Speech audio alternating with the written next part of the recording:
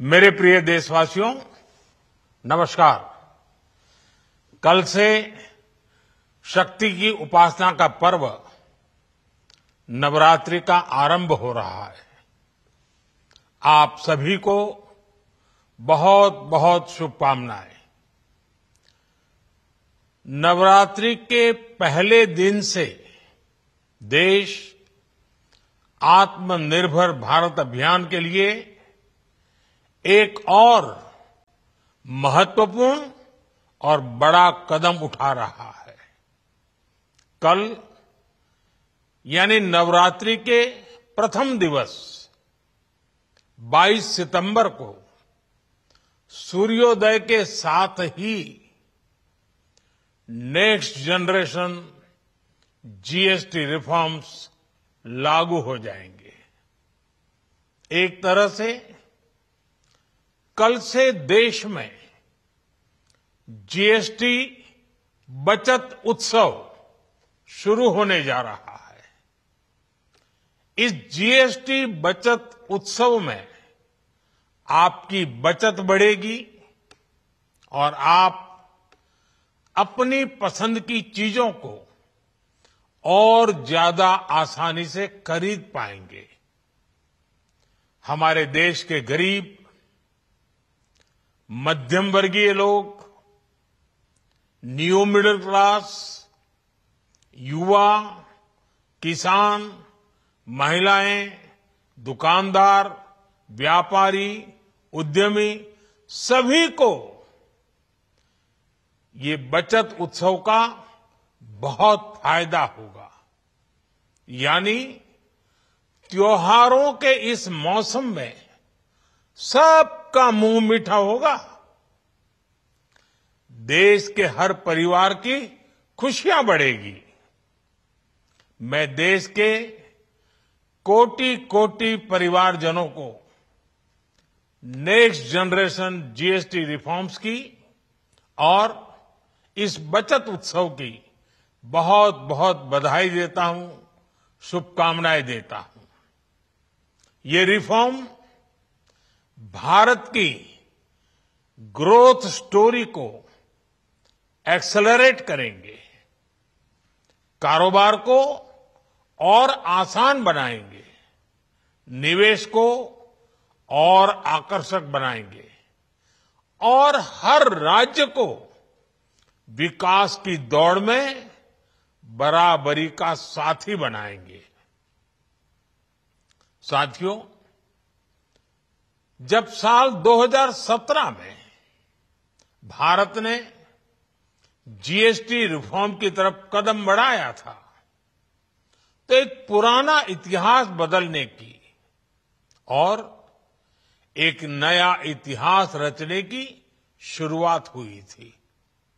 दशकों तक हमारे देश की जनता, आप सभी लोग, देश के व्यापारी अलग अलग टैक्स के जाल में उलझे हुए थे।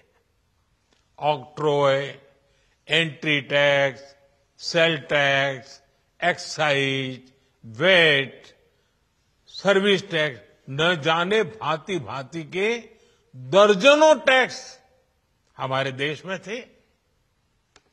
एक शहर से दूसरे शहर माल भेजना हो तो न जाने कितने चेकपोस्ट पार करने होते थे, कितने ही फॉर्म भरने पड़ते थे, कितनी सारी रुकावटें थी। हर जगह टैक्स के अलग अलग नियम थे। मुझे याद है, जब 2014 में देश ने मुझे प्रधानमंत्री पद का दायित्व सौंपा था,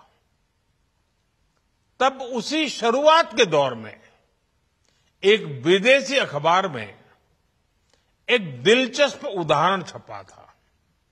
उसमें एक कंपनी की मुश्किलों का जिक्र था। उस कंपनी ने कहा था कि अगर उसे बेंगलुरु से 570 किलोमीटर दूर हैदराबाद अपना सामान भेजना हो तो वो इतना कठिन था कि उन्होंने सोचा और उन्होंने कहा कि वो पसंद करती थी कंपनी कि पहले अपना सामान बेंगलुरु से यूरोप भेजें और फिर वही सामान यूरोप से हैदराबाद भेजें। साथियों, टैक्स और टोल के जंजाल की वजह से ये तब के हालात थे। और मैं आपको सिर्फ एक पुराना उदाहरण याद दिला रहा हूं। तब ऐसी लाखों कंपनियों को, लाखों करोड़ों देशवासियों को अलग अलग तरह के टैक्स के जाल की वजह से हर रोज परेशानी होती थी। सामान को एक शहर से दूसरे शहर पहुंचने के बीच जो खर्च बढ़ता था वो भी गरीब को उठाना पड़ता था। आप जैसे ग्राहकों से वसूला जाता था। साथियों, देश को इस स्थिति से निकालना बहुत जरूरी था। इसलिए जब आपने हमें 2014 में अवसर दिया तो हमने जनहित में, देशहित में जीएसटी को अपनी प्राथमिकता बनाया। हमने हर स्टेक होल्डर से चर्चा की। हमने हर राज्यों की हर शंका का निवारण किया, हर सवाल का समाधान खोजा। सभी राज्यों को, सबको साथ लेकर आजाद भारत का इतना बड़ा टैक्स रिफॉर्म संभव हो पाया।